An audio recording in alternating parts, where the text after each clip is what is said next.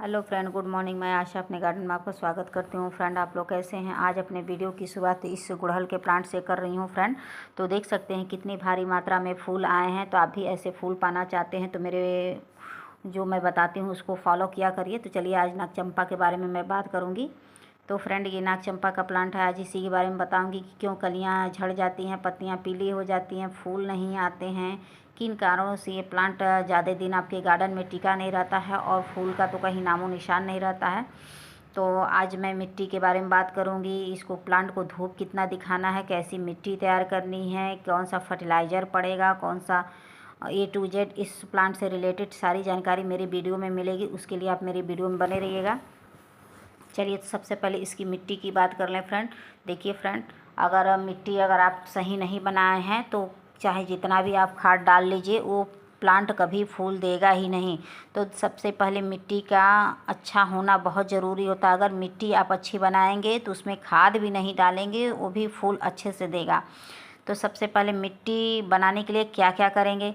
तो मिट्टी बनाने के लिए आप 50% आप ये गार्डन की मिट्टी ले सकते हैं। उसमें 50% बालू डाल सकते हैं, 50% उसमें धान की भूसी डाल सकते हैं। एक अच्छी वेल ड्रेन मिट्टी तैयार करने से ये होता है कि जड़ों का विकास होता है और जड़ें जब विकास करती हैं तभी उसमें न्यू ब्रांच और फूल आते हैं। तो आपने इतना ले लिया। उसके बाद उसमें आप गोबर की खाद डाल देंगे एक हिस्सा। इस जितना मैंने बताया सबका 50% ले लेंगे। उसके बाद उसमें केचुए की खाद आती है, 2 मुट्ठी के करीब ले लेंगे।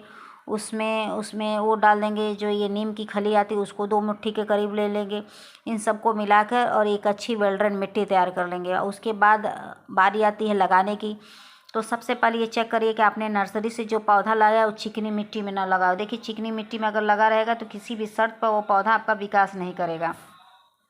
तो चिकनी मिट्टी में लगा हो तो चिकनी मिट्टी निकाल के फेंक दीजिए। उसके बाद तब अपने प्लांट को लगाइए। फ्रेंड, उसके बाद आती है गमले का चुनाव कैसा करें। देखिए, आप मिट्टी चाहे जैसे भी तैयार कर लीजिए, जितनी अच्छी कर लीजिए, जितना अच्छा फर्टिलाइज़र डाल लीजिए, अगर गमला अच्छा नहीं रहेगा तो भी फूल नहीं आएंगे और पत्तियां पीली होने लगेंगी। तो देखिए, गमले का चुनाव करने से पहले उसमें ये ध्यान रखिए कि उसमें ड्रेनेज सिस्टम कैसा है, क्योंकि जो भी आप पानी डालें एक्स्ट्रा वो छन कर निकल जाए, पानी उसमें टिका ना रहे। फ्रेंड, क्योंकि पानी जब टिका रहेगा तो जड़ें सड़ने लगेंगी कि उसके कारण भी पत्तियां पीली होने लगेंगी। और जब जड़ें सड़ेंगी, विकास नहीं करेंगी, तो फिर कहाँ से फूल आएंगे और कहाँ से पत्तियां और ब्रांच स्वस्थ रहेंगे। तो गमलों का भी बहुत विशेष ध्यान देना जरूरी होता है। तो इतना हो गया फ्रेंड। तो चलिए बताते हैं कि इसमें फर्टिलाइज़र क्या डालेंगे। अगर आपने रिपोर्टिंग कर ली वेल्डन मिट्टी में तो फर्टिलाइज़र डालने की बात आती है कि हर महीने आप कौन सा उसमें खाद डालेंगे। तो हर महीने आप उसमें केचुए की खाद डाल सकते हैं, नहीं तो सरसों की खली का लिक्विड बना के डाल सकते हैं, नहीं तो ये बर्मी कंपोस्ट डाल सकते हैं। सब एक लिमिट मात्रा में आप डालिएगा गमले के हिसाब से। उसके बाद आपके पास कुछ नहीं है तो आपके किचन वेस्ट जो निकलता है उसको आप जो भी किचन से निकलने वाले कचड़े होते हैं उसको पानी में 2-3 दिन तक भिगो कर रखिए। उसी पानी को छान के डाल देंगे, उससे भी बहुत अच्छे भारी मात्रा में भर भर के फूल आएंगे।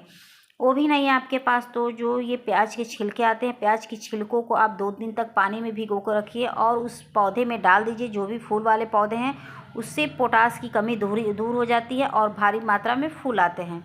ये कर सकते हैं। नहीं तो आप मिट्टी में भी ये दबा सकते हैं, किचन वेस्ट मटेरियल, और नहीं तो प्याज के छिलके जो भी हैं उससे भी बहुत अच्छे से फूल आते हैं।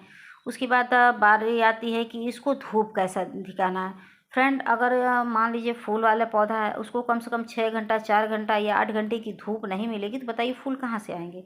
तो फूल वाले पौधे को कम से कम 6 घंटे की धूप चाहिए ही चाहिए।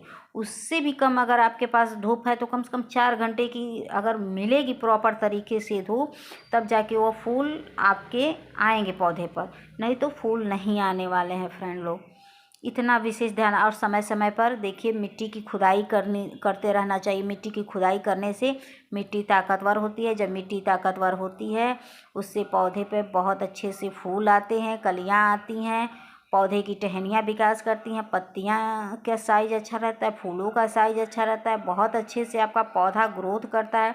ये देख सकते हैं मेरा पौधा कितना लंबा हो गया है।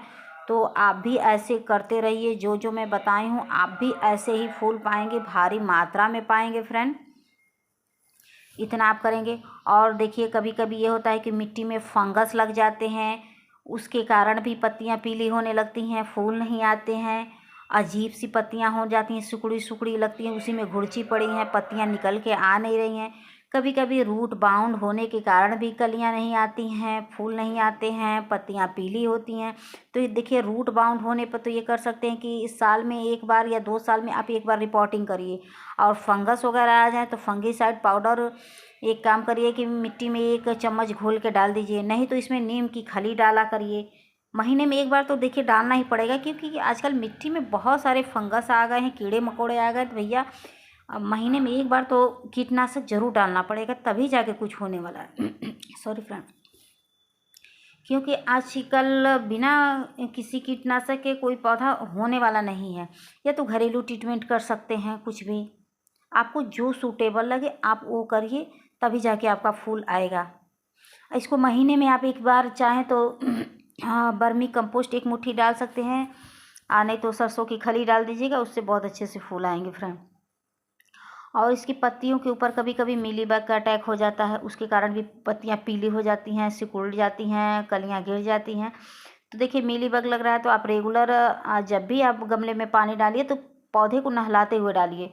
सच बता रही हूँ कि बिना पैसे का ये है, पौधे को नहलाते हुए डालेंगे तो जो भी इसके कीड़े मकोड़े, जो भी मीलीबग, टीलीबग, जो भी बग होंगे, सारे बग भग जाएंगे, कभी बैठेंगी नहीं। मैं अक्सर वही करती हूँ, जब भीषण हो जाता है एकदम मेरे गार्डन में, मैं रही नहीं और इसकी भीषण संख्या बढ़ गई, तब जाकर मेरे को कीटनाशक उपयोग करना पड़ता है। नहीं तो शुरुआती दौर जब रहती है तो मैं नहलाते हुए डालती हूँ, तो जो भी इसके फंगस वगैरह, जो भी प्लांट के ऊपर कीड़े मकोड़े, बग जो भी टकबग होते हैं, सब भग जाते हैं।